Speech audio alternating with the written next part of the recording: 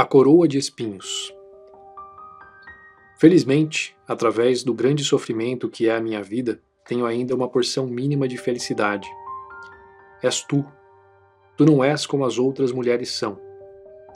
E beijando a mulher na fronte, mesmo sobre as madeixas castanhas, o maestro bateu a porta e saiu.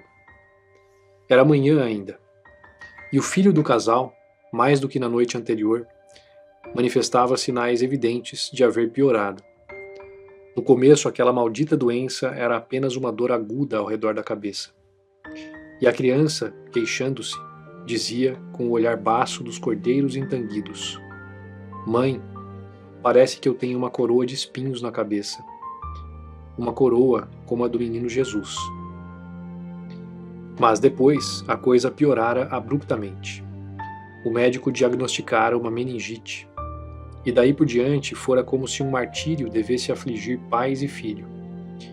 O maestro, em pé, perto do berço, olhava a criança cujas pálpebras já não deixavam ver os olhos, aqueles olhos que eram 2 manhãs de primavera no campo. A mãe, solta a larga cabeleira sobre as costas, tinha solicitudes maníacas, carinhos doentios, verdadeira febre em cuidar da criança. Cada hora, porém, a coroa de espinhos apertava mais o abraço estranho. E agora, nessa manhã, a criança já não falava. Movimentos repentinos e desordenados a agitavam toda. Erguia as mãos como para alcançar qualquer coisa indistinta. Uma paralisia qualquer lhe dera ao rosto um estupor angélico de imagem de cera. Era manhã ainda, mas uma sinistra manhã mais maldita do que uma noite de trevas infernais. Filho, pois tu já nem sequer vês tua mãezinha? O doente entrava já em coma. Abanava a cabeça da direita para a esquerda incessantemente e qualquer coisa lhe cantava surdamente no fundo da garganta, como uma corrente de água clara. O capacete de gelo lhe dava um ar extraordinário, um certo feitio macabro.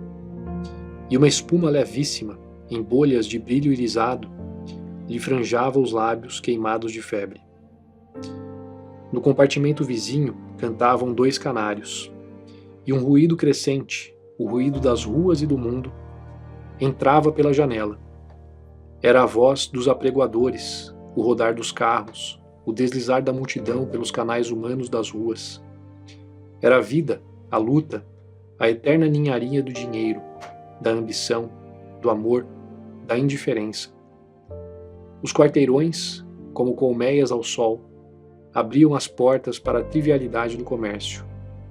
Os carros conduziam senhores graves a caminho dos bancos e das entrevistas. O povo seguia como um formigueiro, mas um formigueiro estranho que já tivesse teorias de cigarra. Os edifícios públicos, as estátuas equestres lembravam a pátria, divindade eterna que, como Moloch, devora os próprios filhos. A multidão, no seu conjunto, era uma massa compacta seguindo o destino automaticamente. Vista, porém, sob lente mais nítida, mostrava que no mundo ainda há castas, ainda há senhores e escravos, e que a caudal da dor é paralela à felicidade, costumando até nas enchentes misturar ambas o fel que abunda e a linfa que mingua. Era manhã ainda. Morrer assim, antes da noite, na hora fecunda em que o sol alaga as praças e os telhados, morrer assim. A criança abanava a cabeça da direita para a esquerda, como uma pêndula que quisesse dividir o tempo. O gorgulho d'água corrente lhe cantava ao fundo da garganta. Dava vontade de chorar ver coisa assim tão triste. E parecia diabólico esse canto contínuo dos canários no compartimento vizinho. De repente a pêndula parou. A fonte d'água clara cessou o seu cantar subterrâneo, e, como por encanto, as pálpebras deixaram ver os olhos, aqueles olhos que, agora, eram 2 manhãs turvas de outono. A mulher ajoelhou ao pé do berço, espargiu sobre o corpo, que ainda estava quente, a larga cabeleira trágica. Já agora não te magoa mais a coroa de espinhos, meu amor, meu pequenino amor. E a criança sorria com os dentes brancos, de leite, como se olhasse com desvanecimento a teoria de anjos que lhe viera arrebatar a alma. Aos gritos e soluços da mulher acorreram vizinhos. Um pobre pintor de barrete de veludo e calças riscadas a Marcelo beijou a mão do cadáver, remexeu os bolsos e disse: "Vou comprar flores." E saiu. Houve um largo silêncio, um grande silêncio. Num dado instante, ouviu-se alguém subir a escada. Logo depois, outras pessoas subiram, falando alto. A porta se abriu. O maestro entrou com um violino e uma pasta, exclamando com certa ênfase: "Vamos ensaiar a minha marcha.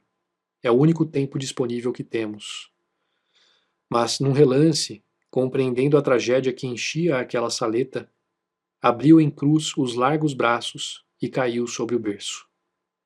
Homens de cigarro ao canto da boca entraram trazendo um violoncelo, uma harpa, violinos, um rabecão sinistro e flautas amáveis. Todos se descobriram. Depois, com evidente mal-estar, tentaram sair, abrindo mansamente a porta. "Não, não, fiquem, meus amigos." Nessa hora entrou o pintor trazendo num jornal uma braçada úmida de rosas. Cercou o cadáver com as flores. Uniu-lhes as mãos sobre o peito.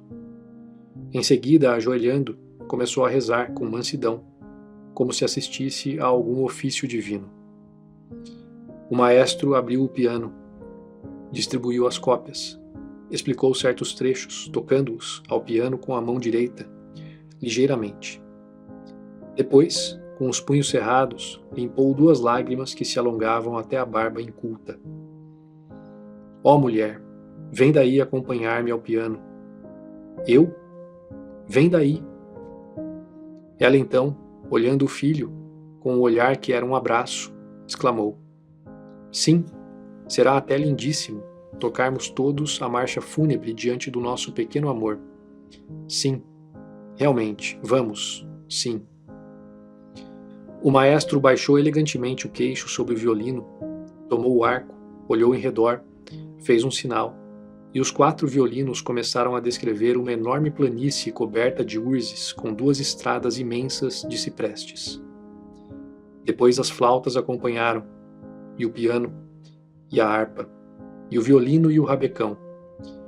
E a planície se povoou de reis, de mártires, de santos, de infantes, de heróis, de papas, de cardeais, de guerreiros. Um vento de borrasca açoitou as 2 estradas de ciprestes e chorões.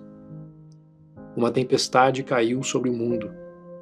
Ergueram-se então preces e súplicas da terra. Deus ouviu. Veio a bonança. Nisto, ao fundo da perspectiva surgiu um cortejo conduzindo um cadáver coroado de espinhos. Archotes descabelados tingiam o ar de amargura. Pombas fugiam perseguidas por grandes bandos de corvos. O cortejo se aproximou.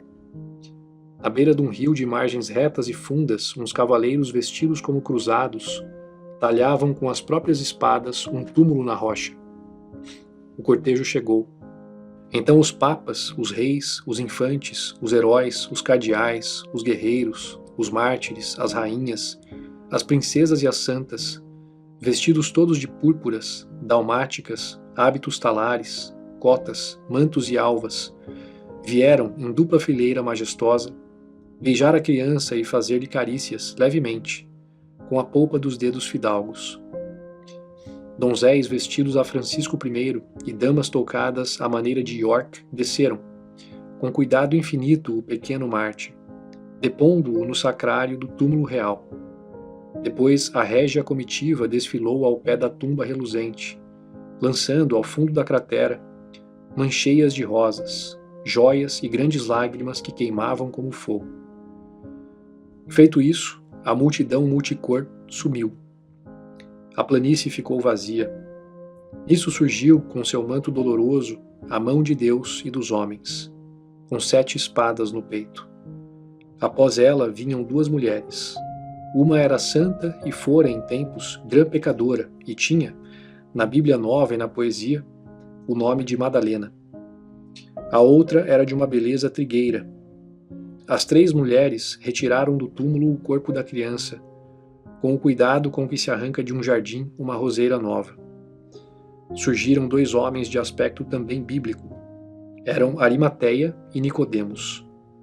Abriram um sudário de linho novo, e os 5 transportaram, para além deste mundo, o cadáver do infante. O maestro depôs o violino sobre o piano. Os músicos juntaram-se a um canto, ainda estupefatos de deslumbramento. Perdeste o filho da tua carne, esse era mortal. Mas tens, eterno e imortal, o filho do teu espírito. Este certo te dará glória e honra. Sim, sim. Alguém exclamou ao lado. O maestro tem o espírito revolto de Beethoven, embora sua fisionomia lembre a mansidão de Chopin. Sim, sim. Que enorme coroa de espinhos que eu tenho agora, aqui, neste coração, disse com horror a mulher, debruçando-se em soluços sobre o cadáver. O maestro não disse nada. Pôs o chapéu, saiu e foi procurar, em algum bairro pobre, um caixão barato, sem enfeites, onde coubesse a pequenina joia que era aquele cadáver coroado de espinhos.